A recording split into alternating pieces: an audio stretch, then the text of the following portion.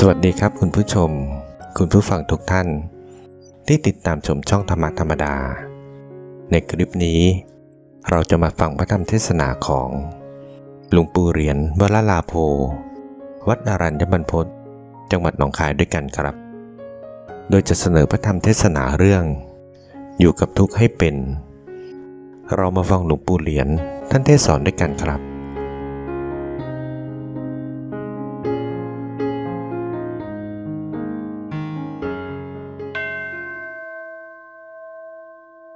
ต่อนนี้ไปพึงพากันตั้งสติสำรวมใจให้แน่วแน่อย่าปล่อยใจไปทางอื่นเนื่องจากว่าแต่ไหนแต่ไรมาเราไม่ค่อยได้ควบคุมจิตใจนี้มักจะปล่อยให้มันไปไหลไปตามอารมณ์ต่างๆบัดนี้เป็นวาระออกพรรษาปรณาไปแล้วถ้าจะไปถือว่าออกพรรษาไปแล้วไม่ต้องเข้มงวดกวดขันในข้อวัดปฏิบัติอย่าไปถืออย่างนั้นเพื่อทำคำสอนของพระพุทธเจ้าที่แสดงไว้ดีแล้วผู้ปฏิบัติย่อมรู้เองเห็นเองแล้วก็ไม่อ้างการอ้างเวลาด้วยเพราะพระธรรมมีอยู่ทุกเมื่อเวลาไหนก็เวลาที่เราจะต้องอยู่กับพระธรรมจิตใจนั่นนะใจนี้ถ้าไม่ได้อยู่กับพระธรรมแล้วมันก็หวั่นไหวไปทางอื่นมันหลงไหลไปตามอำนาจของกิเลสตัณหาถ้ามีธรรมะเป็นเครื่องอยู่ในใจแล้วอย่างนี้จิตมันก็ไม่หลงไม่ไหลไปตามอำนาจของกิเลสตัณหาเราเป็นทาสของกิเลสตัณหามานมนานแล้วควรพากันตื่นตัวบัดนี้เมื่อเราได้มาพบพระพุทธศาสนาแล้วเราควรจะหาหนทางให้เป็นอิสระจากกิเลสตัณหาเพราะว่าพระพุทธเจ้าที่หนทางไว้ให้เรียบร้อยแล้วแต่ลำพังสติปัญญาของเราแล้วไม่สามารถไม่มีความสามารถที่จะกำจัดกิเลสตัณหาออกจากจิตใจได้ดังนั้นนับว่าเป็นโอกาสอันดีแล้วไม่ควรที่จะไปอ้างโน้นอ้างนี้อ้างว่ามีอุปสรรคความขัดข้องอย่างโน้นอย่างนี้ปฏิบัติธรรมไม่ได้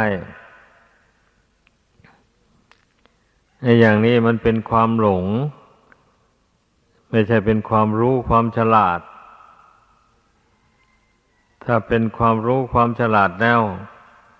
มันจะไม่อ้างเลยเพราะว่าพระธรรมมีอยู่ทุกเมื่อที่จะให้เราได้พิจารณาได้รู้เท่าสิ่งที่ไม่เที่ยงไม่ยั่งยืนทั้งหลายก็พระธรรมมีอยู่ทุกเมื่อก็หมายเอารูปธรรมนามธรรมนี้เองพระศาสดาผู้ประเสริฐในโลกได้ทรงแสดงแนะนำให้พุทธบริษัททั้งหลายพิจารณานามรูปนี้ให้เห็นเป็นของไม่เที่ยงเป็นทุกข์เป็นอนัตตาเหมือนอย่างที่ ในธรรมวัดเศร้านั่นนะธรรมวัดเศร้านั่นบทหนึ่งท่านว่าส่วนมากพระศาสดาทรงแสดงอย่างนี้รูปังอนิจจังเวทนาอนิจจาสัญญาอนิจจาสังขาราอนิจจาวิญญาณังอนิจจังรูปังอนัตตาเวทนาอนัตตาสัญญาอนัตตาสังขาราอนัตตาวิญญาณังอนัตตังอนัตตาพระองค์ทรงแสดงสอนพุทธบริษัทสมัยนั้นทรงยกขันธ์หน้านี่ขึ้นบรรยายบ่อยๆเลยประเดียวที่ทรงยกขันธ์หน้าขึ้นแสดงบ่อยๆเพราะอะไรก็เพราะว่าจิตใจมันยึดมั่นถือมั่นอยู่ในขันธ์ห้านี้ว่าเป็นเราเป็นเขาเป็นตัวเป็นตนเมื่อมันยึดถืออยู่อย่างนี้แล้วมันก็หวงเห็นก็ไปแสวงหาปัจจัยมาโรเลี้ยงมันถ้าแสวงหาโดยทางชอบโดยศีลโดยธรรมไม่ได้แล้วก็ไปแสวงหาในทางที่ไม่ชอบโดยศีลโดยธรรมไม่ชอบโดยกฎหมายบ้านเมืองยอมรับบาปรับกรรมยอมรับโทษจะไปติดคุกติดตารางก็แล้วแต่นี่นะบุคคลผู้ที่หวงเห็นขันธ์ห้าเกินขอบเขตแล้วย่อมได้ประสบความทุกข์ในปัจจุบันนี้ก็ได้ประสบได้ไปติดคุกติดตารางทนทุกข์ทรมานไม่มีอิสระเสรีอะไรเลยเมื่อละโลกนี้ไปแล้วก็ไปไม่อยู่ในนรกอบายภูมิไม่มีอิสระอะไรแก่ตัวเองเลยในเมื่อบุคคลมายึดขันธ์ห้านี้ว่าเป็นตัวเป็นตนแล้วใช้ขันธ์ห้านี้ทำบาปนะมันเป็นอย่างนั้นถ้าหากว่ายึดขันธ์ห้านี้ไว้แล้วยึดไว้เพื่อสร้างบุญสร้างกุศลเพื่อฝึกตนฝึกจิตใจนี้ให้ถึงความสงบระงับให้มีปัญญาความรู้ความฉลาดหากว่าได้ยึดขันธ์ห้านี้ไว้ปฏิบัติธรรมอย่างว่านี่นะมันก็นับว่าเป็นหนทางพ้นทุกข์ได้เหมือนกันหมายความว่าทนุถนอมขันธ์ห้านี้ไว้รักษามันดูแลมันให้ผ้านุ่งผ้าห่มให้อาหารการบริโภคให้มันถูกกับธาตุร่างกายอย่าไปบริโภคของที่มันแสลงต่อร่างกายเช่นสุราเมรัยกัญชายาพิณเฮโรอีนหมู่นี้ล้วนแต่มันทำลายระบบประสาทของร่างกายให้เสื่อมไปไม่มีที่มันจะดีอยู่ได้ในเมื่อบุคคลท่องเสพของเสพติดเหล่านี้ให้มากๆเข้าไปแล้วมันไม่ไหวจริงๆเพราะนั้นอย่าไปสนใจมันเลยสิ่งใดมันให้โทษแล้วอย่าไปอยากมันแม้แต่บุหรี่นี่ก็ เป็นเครื่องทำลายสุขภาพอนามัยของร่างกายให้เสื่อมโทรมไปก่อนวัยเวลายังหนุ่มแน่นนี่มันก็ไม่เป็นไรเท่าไรหรอกเพราะมันมีภูมิคุ้มกันแข็งแรงขั้นต่อไปถึงวัยกลางคนหรือวัยแก่เข้าไปแล้วภูมิคุ้มกันมันอ่อนแอแล้วนั่นแหละมันถึงทำลายสุขภาพของร่างกายนี้ให้เสื่อมโทรมลงไปเช่นเป็นโรคตับโรคปอดเป็นต้นมีอยู่มากมายคนเป็นโรคเพราะการสูบบุหรี่การดื่มสุรากัญชายาฝิ่นเฮโรอีนหมู่นี้มีเยอะแยะเลยเป็นแล้วก็มักจะไม่มียารักษาดังนั้นอย่าพากันประมาทเพราะการที่จะได้อัตภาพร่างกายนี้มาไม่ใช่ของง่ายนะคิดดูให้ดี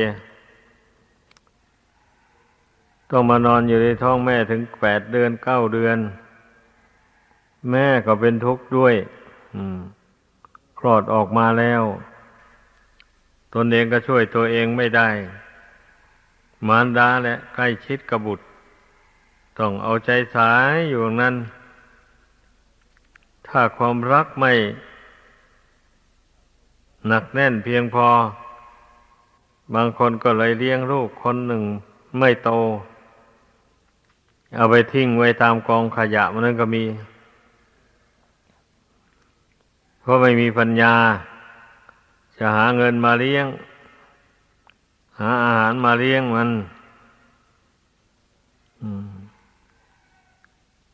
อย่างนี้นะได้ชื่อว่ามันเป็นกรรมเป็นเวรของเด็กนั้นมาแต่ชาติก่อนหนหลังนู่นแต่ชาติก่อนก็เป็นผู้ดื้อด้านซุกซนไม่ทำความดีไม่ฟังถ้อยฟังความมารดาบิดาลุงป้าน้าอาครูผู้สอนวิชาความรู้ทางโลกให้หมู่นี้ส่วนมากมันไม่เชื่อฟังคนนิสัยไม่ดี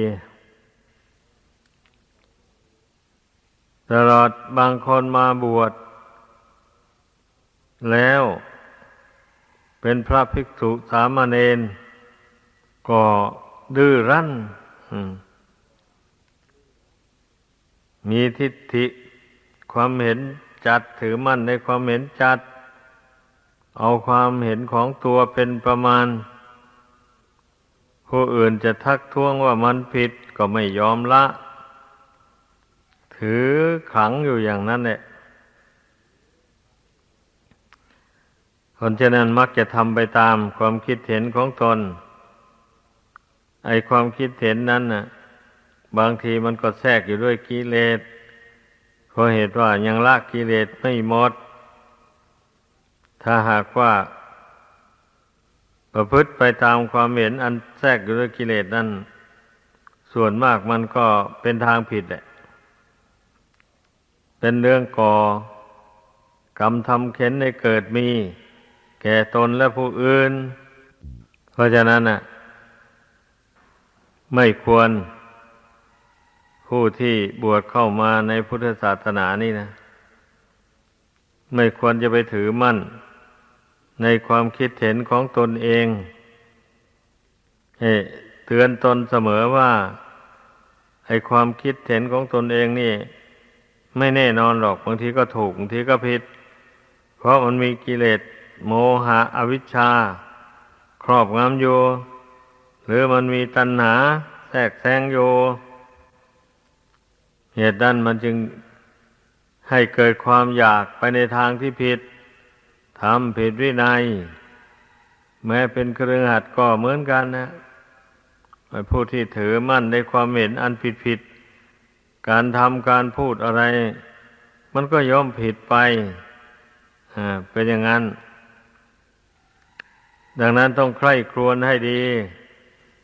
สำหรับผู้ที่ประพฤติปฏิบัติธรรม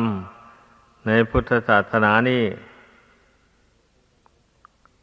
ถือไว้มันก็ไม่ยั่งยืนดอกร่างกายอันนี้จะถือไว้ยังไงมันก็แปรผันอยู่อย่างนั้นแหละในที่สุดมันก็แตกดับเท่านั้นแล้วจะไปถือมันไว้ทำไมก็เตือนตนเข้าไปอย่างนี้แหละผู้เตือนตนน่ะจึงจะไหวผู้ใดไม่เตือนตนไม่ได้จะคอยให้แต่ผู้อื่นมาเตือนมาสอนถ้าตนไม่ยอมแล้วเพื่อนก็ไม่สอนผู้อื่นนั่นน่ะถ้าตนยอมนอบน้อมต่อเพื่อนจริงๆขอให้แนะนำสั่งสอนเพื่อจะได้เกิดความรู้ความฉลาดขึ้นมาเวลานี้มันยังโง่อยู่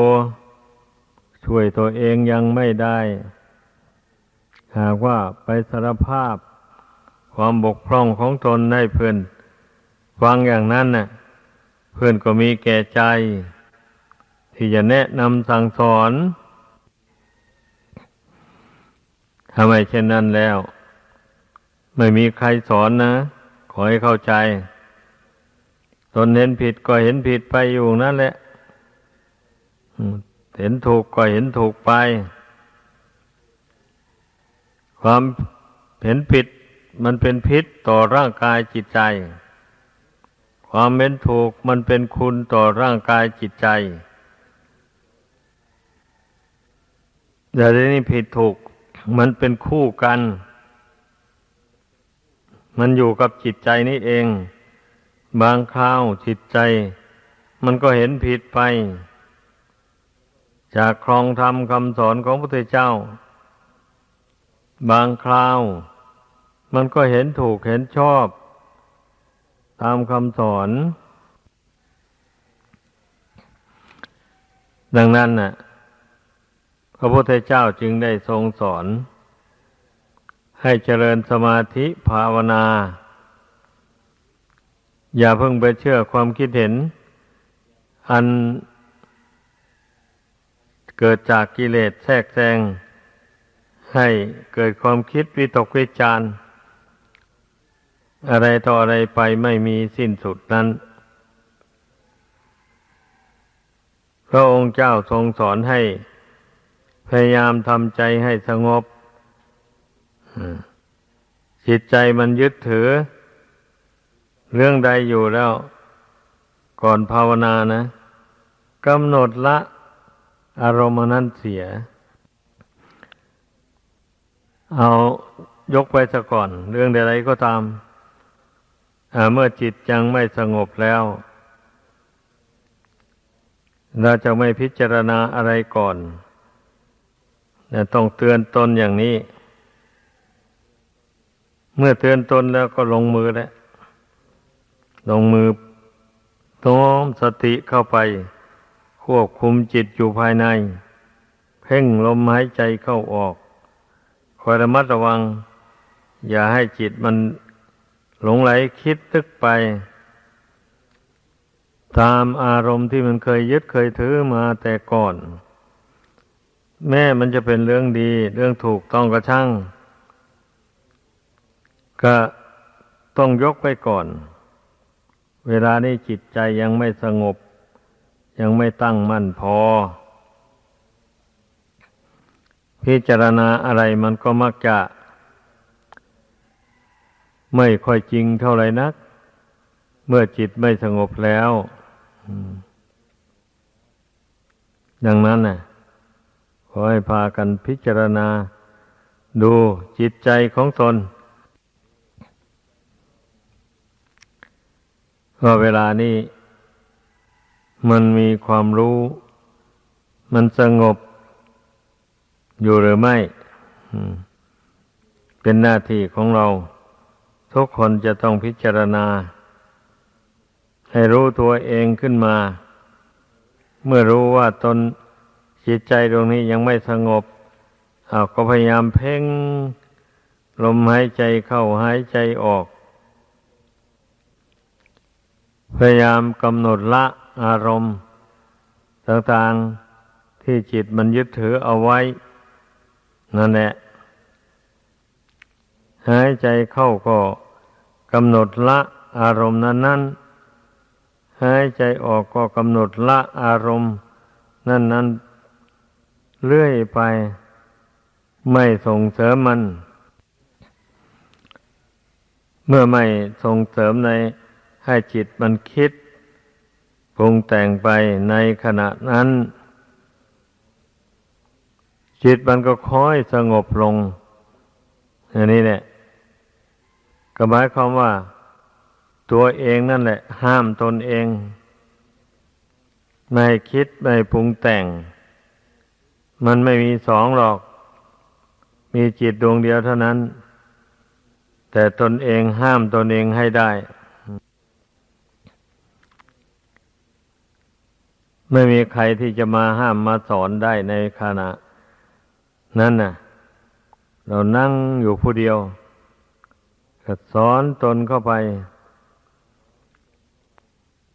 การปล่อยจิตให้พุ่งซ่านเลื่อนลอยไปตามอารมณ์ต่าง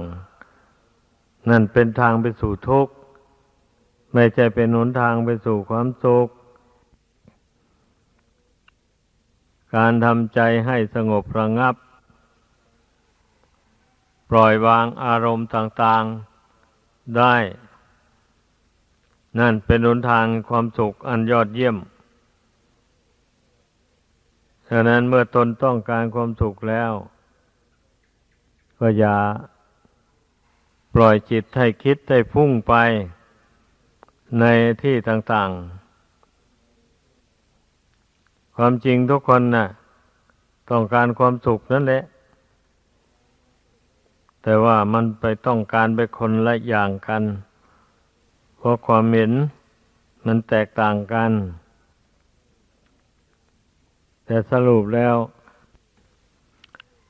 การที่บุคคลมาลงความเห็นเอาว่าความสุขที่แท้จริงได้แก่การทำใจให้สงบละอารมณ์ที่น่ายินดียินร้ายต่าง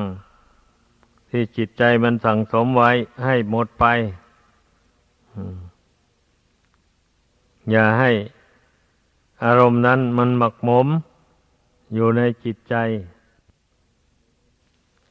ก็ต้องสอนตนอย่างนี้นะเตือนตนให้รู้ว่าการยึดถือความคิดความนึกความจำความหมายต่างๆหมดนั้นน่ะไม่ใช่หนทางพ้นทุกข์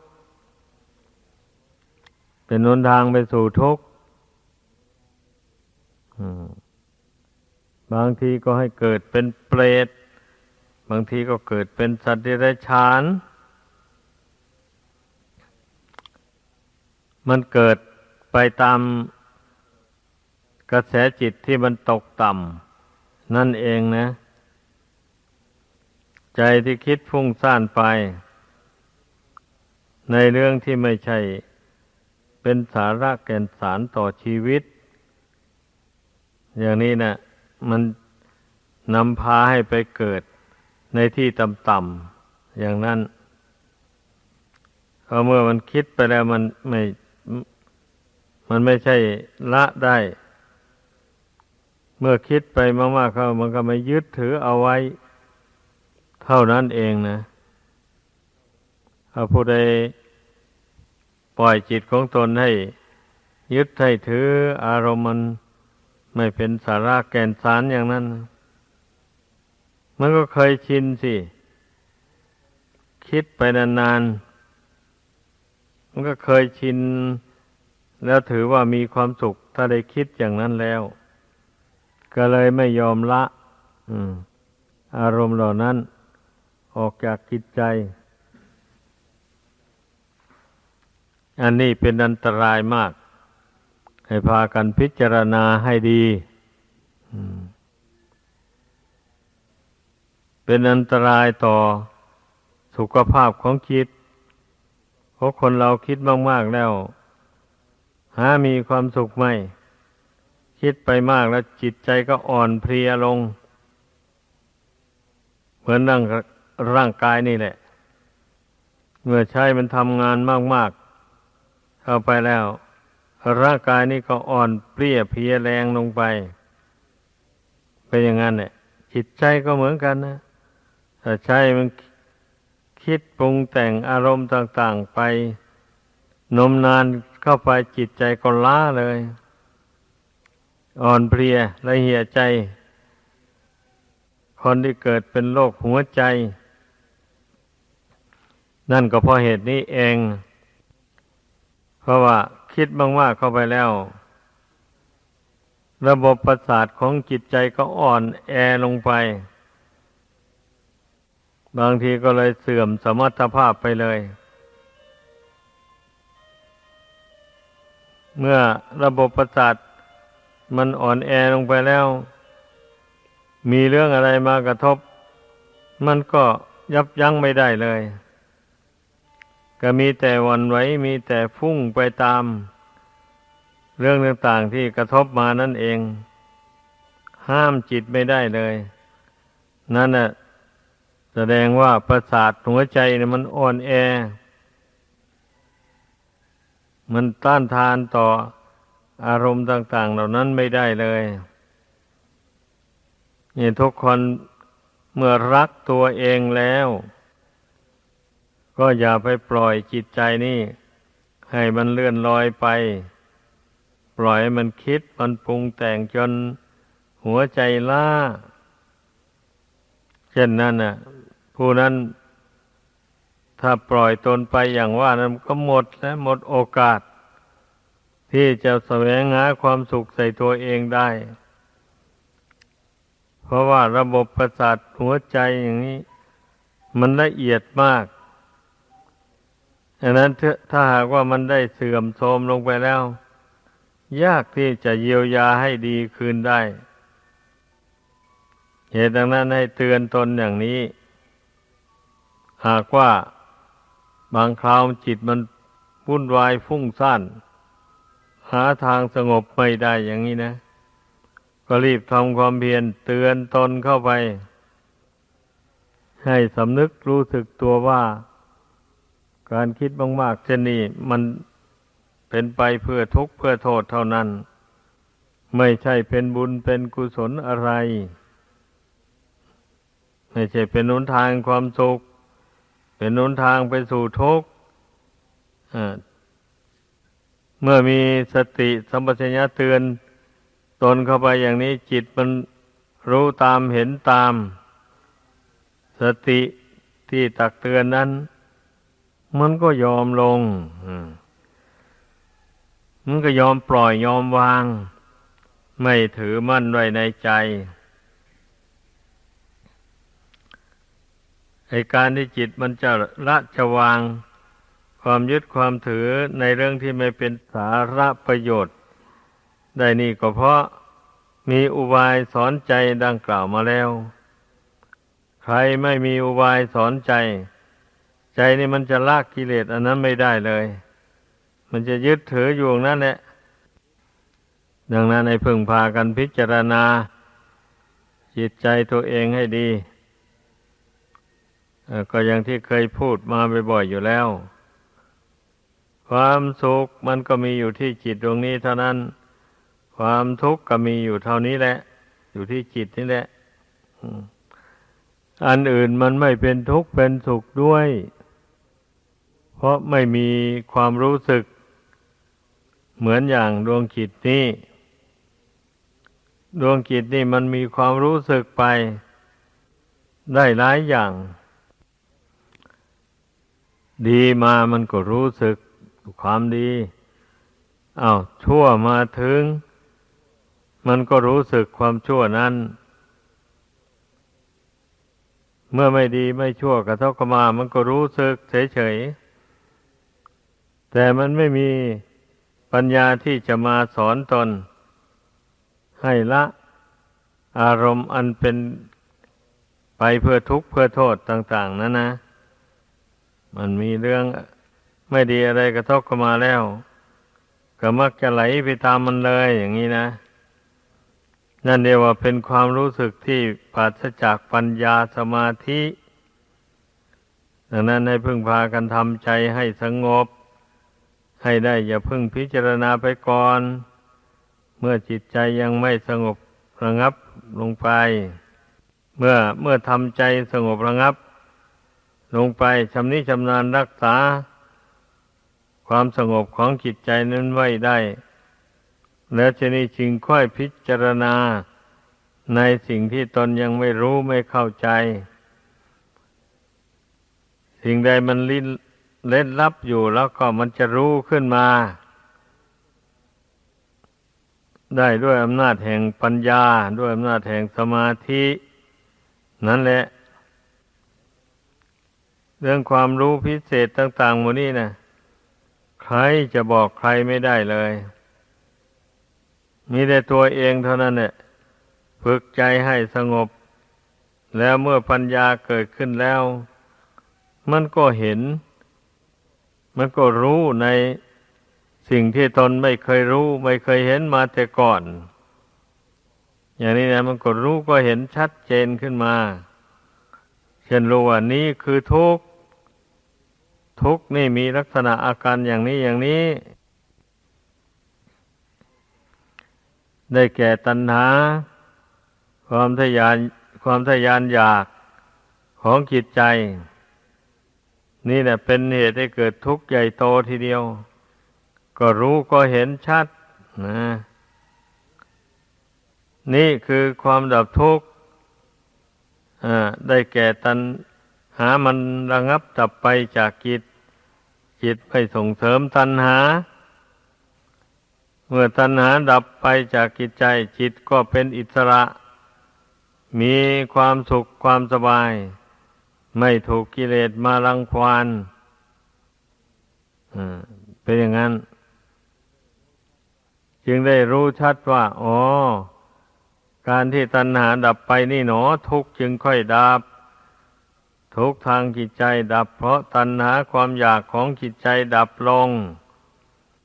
ก็รู้ชัดอย่างนี้แล้วก็รู้ว่าการปฏิบัติตามทานศีลภาวนาหรือว่าศีลสมาธิปัญญาอันนี้นะได้ชื่อว่าเป็นหนทางให้สามารถระงับดับตัณหาในจิตใจได้จริงศีลเป็นเครื่องระงับความโลภโกรธหลงอย่างหยาบ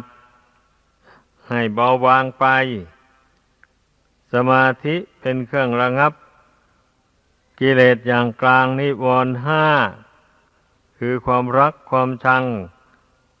ความหดหู่ง่วงเหงาหาวนอนความฟุ้งซ่านรำคาญใจความสงสัยลังเลเรื่องบาปบุญคุณโทษประโยชน์แล้วไม่ใช่ประโยชน์นี่นะมันสงสัยไม่เห็นแจ้งโดยใจเดี๋ยวนี้นะเป็นหน้าที่ของเราจะต้องระงับกิเลสเหล่านี้ให้ดับไปจากจิตใจแล้วเมื่อนั้นแหละจิตใจจะได้เบิกบานผ่องใสเมื่อจิตใจเบิกบานผ่องใสแล้วจะพิจารณาอะไรก็รู้ก็เห็นชัดตามเป็นจริงเลยมันเป็นอย่างนั้นให้พากันเข้าใจเพราะทุกสิ่งทุกอย่างก็อย่างว่าที่เคยว่าอยู่บ่อยๆอยู่มันก็ไหลเข้ามารวมอยู่ในจิตดวงนี้เองนะมันไม่ไปที่อื่นเพราะที่อื่นมันไม่มีสภาวะรู้มีแต่ดวงจิตที่อาศัยอยู่ในท่ามกลางอกอยู่ในหาไทยวัตถุนี่เท่านี้แหละจะเป็นผู้รับรู้เรื่องดีเรื่องชั่วในโลกนี้แล้วจะเป็นผู้ละเหตุแห่งทุกข์ค คือตัณหาอวิชชาดังกล่าวมานั้นก็จิตดวงเดียวนี่ภาคเพียรพยายามละมันจึงค่อยได้ ไม่มีสิ่งอื่นที่จะมาละกิเลสอวิชชาตัณหาได้เป็นอย่างนั้นแล้วก็จิตดวงเดียวนี้แหละเป็นผู้ฉลาดในการกระทำคุณงามความดีด้วยกายก็ดีด้วยวาจาก็ดีฉลาดเว้นจากกรรมอันชั่วถ้าฝึกฝนอบรมให้เกิดปัญญาขึ้นแล้วนะมันก็ย่อมละความชั่วได้แต่เมื่อปัญญายังไม่เกิดนั้นมันละไม่ได้เลยเช่นการดื่มเหล้าเมาสุราสูบกัญชายาฝิ่นเฮโรอีนบุหรี่พวกนี้จนติดงอมแงมถ้าปัญญามันเกิดขึ้นแล้วมันจะมองเห็นว่ามันมีแต่โทษคุณน้อยหนึ่งก็ไม่มีของเสพติดในโทษเหล่านี้นะมันเห็นด้วยปัญญาแล้วมันก็ละได้เท่านั้นเองมันไม่ยากอะไรนะถ้าจิตนี่ลงความเห็นว่าควรละแล้วอย่างนี้มันก็ละได้ทุกสิ่งทุกอย่างนะมันไม่เหลือวิสัยมันสำคัญที่จิตนี่สิมันไม่ยอมละเรื่องมันมันหวงเห็นกลิ่นรสของเสพติดในโทษเหล่านั้นเป็นอย่างนั้นเมื่อบุคคลมารู้ตัวภายหลังแล้วมาพิจารณาดูแล้วสิ่งเหล่านี้เป็นสิ่งที่ควรละจริงๆเมื่อมันเห็นโดยปัญญาอย่างนั้นมันก็ละได้นะเมื่อมันละได้แล้วมันจึงมองเห็นคืนหลังดูแล้วโถมันให้ทุกข์ให้โทษมากมายกายกองจริงๆของเสพติดให้โทษต่างๆหมดเนี่ยบางทีเกิดโรคตับโรคปอดตายก่อนอายุไขมันรู้ตัวได้เลยอย่างผู้ที่พูดอยู่นี่ก็เหมือนกันนะเมื่อได้ทบทวนดูเบื้องหลังติดบุหรี่เอาซะจนงอมแงมเอาไปเอามามันทำท่าจะเกิดโรคปอดขึ้นมันรู้ตัวนั่งภาวนาไปเห็นแจ้งชัดเลยว่าถ้าคืนสูบบุหรี่นี่ไปจะต้องเกิดโรคปอดโรคตับตายไวๆแหละไม่ยั่งยืนอยู่ได้หรอกชีวิตเนี่ยมันพิจารณาเห็นอย่างนี้แล้วเหตุใดมันจึงสละในใจ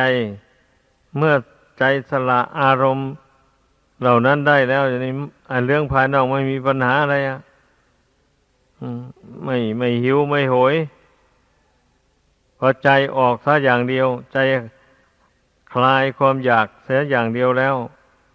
มันหมดเรื่องมันไม่อยากร่างกายมันไม่ว่าอะไรเลยมีแต่จิตเท่านี้แหละมันสำคัญนะถ้าจิตหลงเห็นผิดเป็นชอบไปแล้วมันไม่ยอมคลายแหละเรื่องใดๆก็ดีดังนั้นทุกคนขออย่าไปลืมจิตใจตัวเองตามรักษาจิตอยู่ตลอดเวลาเนี่ยที่ว่าพระธรรมคำสอนพระพุทธเจ้าเป็นอากาลิโกไม่อ้างการอ้างเวลาไปที่ไหนอยู่ที่ไหนก็มีสติสัมปชัญญะสำรวมจิตอยู่ในที่นั้นๆเพ่งพิจารณาให้เห็นไตรลักษณ์คืออนิจจังทุกขังอนัตตาปรากฏอยู่ในใจเสมอนี่เรียกว่าพระพุทธเจ้าตรัสว่าไม่ให้อ้างการอ้างเวลาเพราะพระธรรมนั้นมีอยู่ทุกเมื่อเพราะอนิจจังความไม่เที่ยงของนามของรูปอันนี้นะมันมีอยู่ทุกเมื่อเลยเราจะหายากอะไรนักหนาทุกครั้งทนได้ยากมันทนลำบาก ก็เพราะความไม่เที่ยงนั่นเองแหละมันก็มีอยู่ทุกเมื่อใดทุกลมหายใจเข้าออกทำเป็นไรความเป็นอนัตตารูปธรรมนามธรรมอันนี้มันบังคับไม่ได้ไม่เป็นไปตามใจหวังอันนี้มันก็ปรากฏอยู่ทุกเมื่อใดทุกเวลานาทีถ้ารูปนามอันนี้บังคับได้ใครจะปล่อยให้มันวิบัติแปรปรวนไปล่ะใครจะปล่อยให้มันโรคภัยไข้เจ็บเบียดเบียนน่ะมันก็ต้องขจัดสิ่งที่เป็นเสนียดจันไรต่อร่างกายนี้ให้หมดไปสิ้นไปสิถ้ามันบอกได้นะใครล่ะจะไปเลี้ยงมันไว้โรคภัยไข้เจ็บต่างๆเนี่ย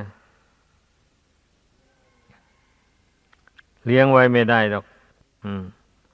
แต่นี้มันเหลือวิสัยเมื่อตนได้มาอาศัยรูปธรรมนามธรรมมานี่อยู่แล้วอย่างนี้นะมันก็จำเป็นต้องได้สู้ทุกข์สู้ยากเมื่อเวลาเหตุปัจจัยของนามรูปอันนี้ยังไม่ดับนามรูปอันนี้มันก็ยังอยู่จิตผู้อาศัยอยู่นี่เมื่อหากว่ามีปัญญาเฉลียวฉลาดก็ถือเอาความไม่เที่ยงความเป็นทุกข์ความเป็นอนัตตาของนามรูปนี่แหละเป็นอารมณ์เตือนใจสอนใจ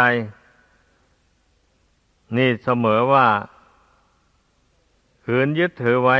มันก็ไม่ได้มีอะไรติดตัวไปนามรูปนี่นะมีแต่ทุกข์ติดตัวไปถ้าปล่อยวางเสียแล้วไม่ถือมั่นหัดปล่อยหัดวางไม่หวงเห็นใครจะด่าก็ยอมให้ด่าใครจะว่าก็ยอมให้ว่าแม้ไปประสบความทุกข์ความวิบัติของร่างกายก็อดทนได้ไม่แสดงความเศร้าโศกเสียใจอย่างนี้แหละผู้สอนตนเตือนตนนะผู้เห็นว่านามรูปนี่เป็นอนัตตาบังคับไม่ได้แล้วก็บังคับใจของตนสิวันนี้นะสอนใจไม่ให้หลงไหลหวั่นไหวไปตามนามรูปนี่เพราะนามรูปมันบอกไม่ได้แล้วนี้มันไม่เที่ยงมันเป็นอะไรไปแปรปรวนยังไงก็จิตก็มีหน้าที่รู้ตามเห็นตามไปอยู่เสมออย่างนั้นแหละพอเราบังคับมันไม่ได้นี้ก็กำหนดรู้เท่าตามเป็นจริงไปความจริงของรูปของนามมันเป็นอย่างนี้อย่างนี้ให้รู้ให้เข้าใจไว้อย่าไปถือว่าเป็นของเราของเขาไอ้ปัญญานะมันสอนจิตเข้าไปเสมออย่างนี้นะมันจึงได้คนเรานะสอนตัวเองจึงค่อยได้ผู้อื่นสอนไม่ได้หรอกถ้าตนไม่ละแล้วใครจะมาละให้อยู่นั่นน่ะความยึดความถือต่างๆหมดเนี่ยความทุกข์ทางจิตใจเมื่อตนไม่ละเหตุคืออวิชชาตัณหาดังกล่าวมานั่นแล้วใครจะมาละให้แม้แต่พระพุทธเจ้าก็ละกิเลสเหล่านี้ออกจากจิตใจของตนไม่ได้เลยออกจากจิตใจของผู้อื่นไม่ได้ดังนั้นให้พากันสอนใจตัวเองเข้าไปนั่งสอนใจตัวเองอย่างนี้เนี่ยเมื่อจิตมันเห็นชอบตามปัญญาแล้วมันก็ปรงก็วางลงเท่านั้นนามรูปนี้ไม่ได้ถือว่าเป็นของสวยของงามของเราของเขาอะไรเลยเมื่อไม่ถือมั่นโดยความยินดียินร้ายความเสียใจเศร้าโศกต่างๆหมดนี้นะไม่ถือมั่นเลยทุกข์ทางใจมันก็ดับไปใจก็เป็นอุเบกขาพร้อมด้วยปัญญาญาณตามรู้ตามเห็น นามรูปอันนี้อยู่เสมอไปไม่อ้างการอ้างเวลามันจะอยู่ในป่าอยู่ในบ้านอยู่ในน้ำอยู่บนดินอยู่ที่ไหนก็ตามผู้มีปัญญาแล้วมันย่อมตามรู้ตามเห็นนามรูปอันนี้ตามเป็นจริงอยู่นั้นเมื่อเป็นเช่นนี้แล้วจิตนี่มันถูกปัญญาสอนเข้าไปอย่างนี้มันก็ค่อยละค่อยคลายนามธรรมรูปธรรมอันนี้ไปเรื่อยๆละความยึดความถือนะนั่นแหละสังเกตได้ยังไงก็สังเกตได้เวลาเจ็บไข้ได้ป่วยมามันก็ไม่แสดงอาการทุรนทุรายเกินไปมันอดมันทนได้อดทนสิก็นามรูปนี่มันบังคับไม่ได้แล้วจะไปเดือดร้อนกับมันทำไมมันแปรปรวนไปกับเรื่องของมันดวงจิตนี่ก็มีหน้าที่อดทนอดกลั้นไม่หวั่นไหวไปตามความวิบัติแปรปรวนของร่างกายนั้นอีกอย่างหนึ่งรู้ได้ว่าเมื่อตนรู้ตนปรงตนวางนามรูปจริงใครด่าว่าเสียดสีตำหนิทีเตียนก็ไม่งุนหงิดในใจเลยยอมสละให้คนสรรเสริญนินทาไปตามแต่ใครชอบใจอยากจะสรรเสริญก็สรรเสริญไปใครจะนินทาก็นินทาว่าร้ายไปเมื่อตนเห็นตัวว่าบริสุทธิ์จากบาปจากโทษโยตนบรรเทากิเลสตัณหาได้โยเช่นนี้แล้วก็ไม่ต้องอุทธรร้อนใจอะไรแล้วกับคำด่าว่าตีเตียนของผู้อื่นบางทีผู้อื่นอาจจะเห็นผิดในเราก็ได้เมื่อเป็นเช่นนี้เราต้องให้อภัยเขาไปถ้าเขาแกล้งเราจริงๆเช่นนี้เมื่อเราไม่หวั่นไหวแล้วไอ้ความชั่วนั่นก็เป็นของเขาการทำชั่วพูดชั่วต่อเรานะเราไม่ได้หรอกเราไม่ได้อะไรกับเขาเพราะจิตใจเราไม่รับแล้วไม่ยึดถือเอานามเอารูปอันนี้ว่าเป็นตัวเป็นตนแล้วมันก็ไม่ยึดถืออารมณ์ภายนอก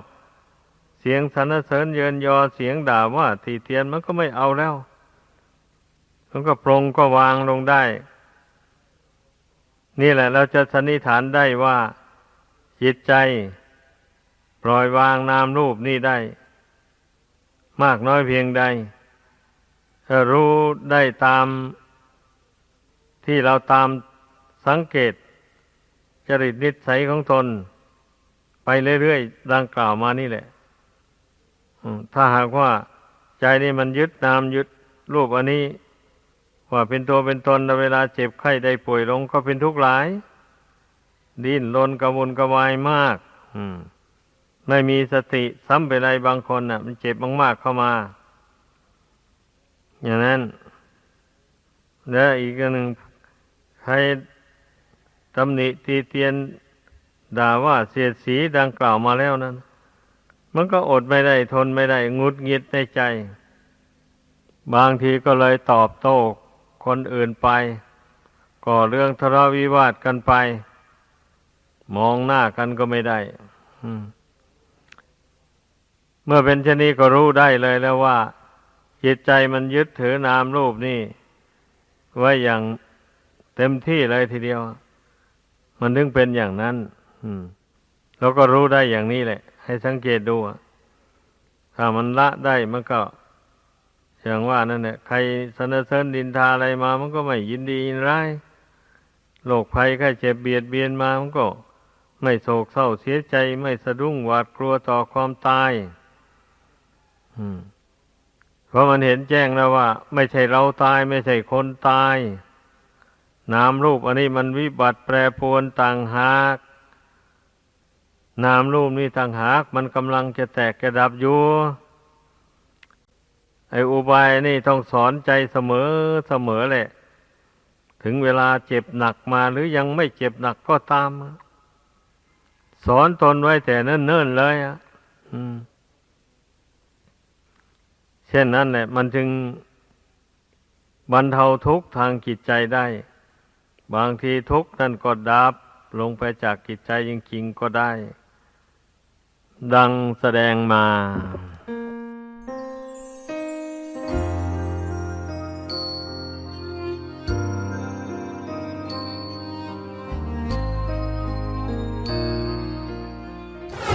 เมืองสวรรค์ไม่มีทุกข์มีแต่สุขเพราะว่าสวรรค์นั้นไปเสวยผลบุญที่ตนทำในโลกนี้บุญมากจึงสมควรได้ไปสวรรค์พอไปแล้วบุญที่สร้างในโลกเป็นเนรมิตวิมานให้อยู่เนรมิตข้าวน้ำอาหารให้รับประทานเนรมิตผ้านุ่งผ้าห่มให้นุ่งให้ห่มให้ใช้สอยเรียกว่าไม่มีการค้าการขายไม่มีการทำนาทำสวนในสวรรค์นะบางคนมีบุญหลายก็มีรถทิพย์เมื่อเทวดาจะไปไหนก็ไม่ต้องเหาะให้ลำบากนั่งรถทิพย์แล้วอธิษฐานจิตเอาจะไปที่นั่นที่นี่รถทิพย์ก็พาไปเลยคู่เดียวก็ไปถึงที่หมายแล้วอย่างจะมาหามนุษย์ในโลกนี้คู่เดียวก็ถึงแล้วจึงว่าของทิพย์ของวิเศษแล้วก็มีอายุยืนด้วยมีอายุยืนตั้ง1,000 ปี2,000 ปี6,000 ปีก็มีแต่เมืองสวรรค์มาเทียบกับวันคืนเมืองมนุษย์เทียบกันไม่ได้คิดแค่สวรรค์ชั้นดาวดึงส์นี้100 ปีเมืองมนุษย์จึงเท่ากับวันหนึ่งคืนหนึ่งเมืองสวรรค์อันนี้ว่าตามตำรานะไม่ใช่เดาฉะนั้นเรามาเกิดในโลกนี้ยังไม่ถึงอายุเทวดาวันหนึ่งคืนหนึ่งด้วยซ้ำเลยโอวาทธรรมหลวงปู่เหรียญมรราโภขอขอบคุณทุกท่านที่ได้สนับสนุนช่อง YouTube ธรรมะธรรมดาด้วยครับทุกครั้งที่ท่านดูอย่าลืมช่วยกันกดไลค์กดแชร์เพื่อเป็นการทำให้คลิปธรรมะของเราได้มีการเผยแพร่ออกไปมากขึ้นและที่สำคัญอย่าลืมกดติดตามช่องธรรมะธรรมดาด้วยนะครับขออนุโมทนาบุญกับทุกท่านที่ร่วมรับฟังด้วยกันครับสาธุ